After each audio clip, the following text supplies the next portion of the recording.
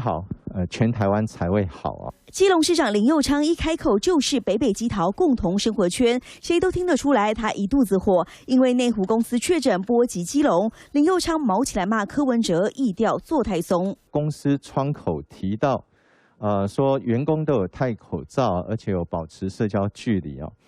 那如果这样就信以为真哦，那如果柯市长继续这样子为疫调，或者是为疫调、为匡列的话，那全台湾大概只能一直为解封了。基隆新增确诊，案15295是一名40多岁内湖某公司员工，6号公司老板确诊，8号通知员工自己去采检，9号案15295确诊后主动通报基隆市，而北市回应一接到通知就立刻疫调，甚至扩大匡列，总共31名员工才验出2名确诊者，其中1人就是基隆的个案。所谓的疫调，并不是不管3721把所有人都框起来就没事了，必须要他是亲密的接触者才是法定匡列的对象。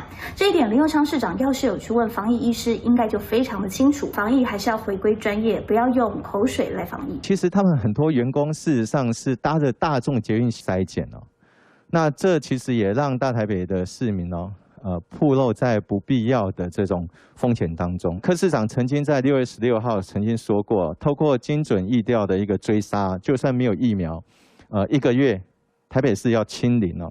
不过现在看起来，即便已经打了疫苗，不过看起来应该很难。谁都不希望在微解封前阶段，因为匡列不确实又爆发感染。林右昌杠上柯文哲，期盼他多为北基还有其他县市多着想。三立新闻黄大丰、周宁台北报道。北北基桃一日生活圈许多个案疫调跨县市，台北市却屡屡被抱怨疫调不确实。按15108这个公布的资讯，经过陈时中部长的说明。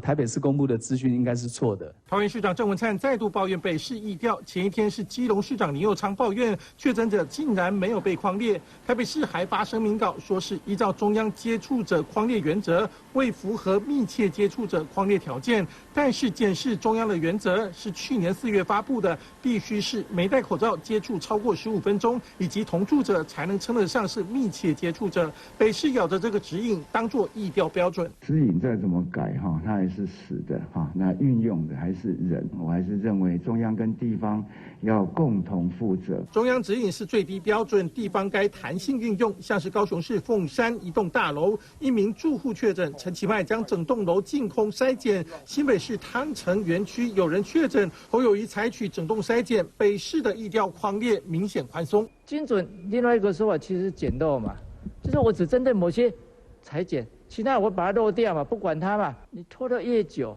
这个足迹已经模糊化了，你知道，而且已经扩散到那么多的时候，你就很难去掌控了。按照去年4月的标准，现在除了同住者，几乎没有脱口罩面对面15分钟的机会。检视最近案例，华南市场确诊案，摊商该框没框，虎林街群聚感染，也传出是基层医师自己做疫调。也有医生说这个疫调是他们发现的。更扯的是，大安区耳鼻喉科医师确诊，看诊过的200多名病患全都自主健康管理。北市府坚称精准疫调，但是防疫成效已经说明没有与时俱进，只能继续补破网。三立新闻林凯君、陈彦豪台北报道。